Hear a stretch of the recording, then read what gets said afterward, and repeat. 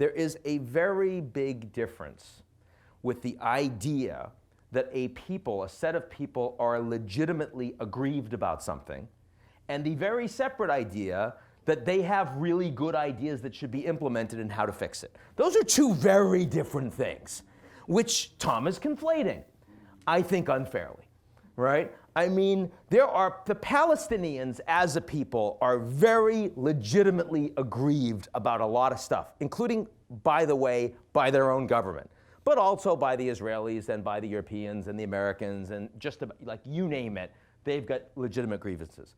I really wouldn't like to see Hamas, legitimately elected in Gaza, be in charge of implementing the right policy responses to how to fix that. I mean, Nelson Mandela was a fantastic, unique, once-in-a-lifetime human being for South Africa. He was legitimately aggrieved in a personal way that Tom and I can never even imagine, given what we've been through. And yet he was willing to actually do everything possible to try to make sure that they didn't go after with the pitchforks, right? The professors and the others.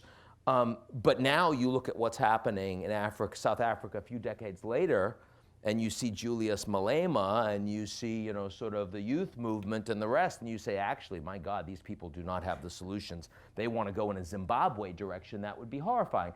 And yet they're legitimately aggrieved. So my book is not trying to argue that we should let the people that are legitimately aggrieved, who clearly have a lot of their facts wrong and are comparatively easily manipulated. My mother read the National Enquirer every week. It was part of how I learned to read, okay?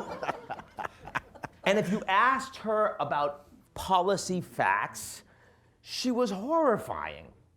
But she did know something that was fundamentally true.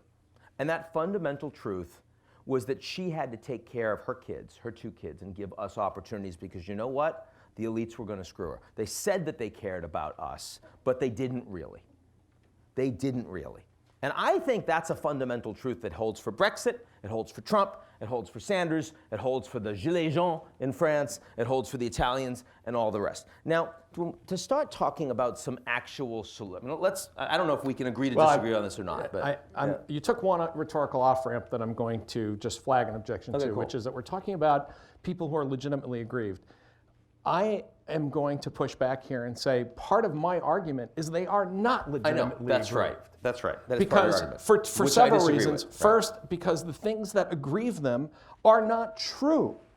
That there are things about which they are enraged that simply are not factually correct. And if you correct them, they tell you that they are going to hold on to that belief anyway, because that is an important part of how they manage their lives.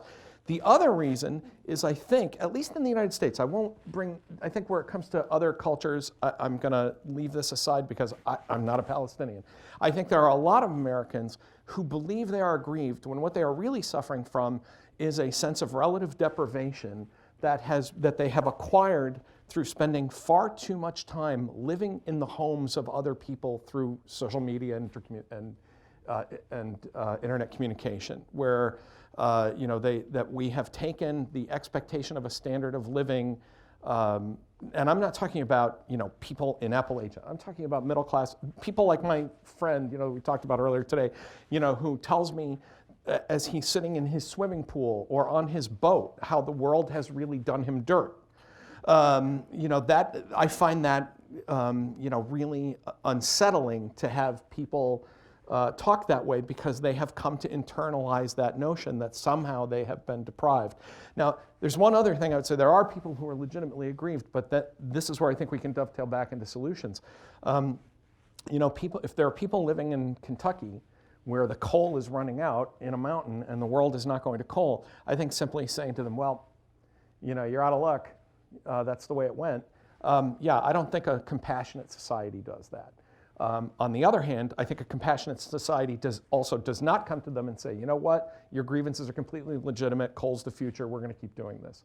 We have to find something, we have to find our way out of that cul-de-sac of trying to constantly respond to things that are not solvable. And I'll leave you with this, which is an anecdote I've always used talking about the death of expertise. The people I'm talking about are the people who are furious and want you to call their congressman and want their member of Congress to repeal Obamacare.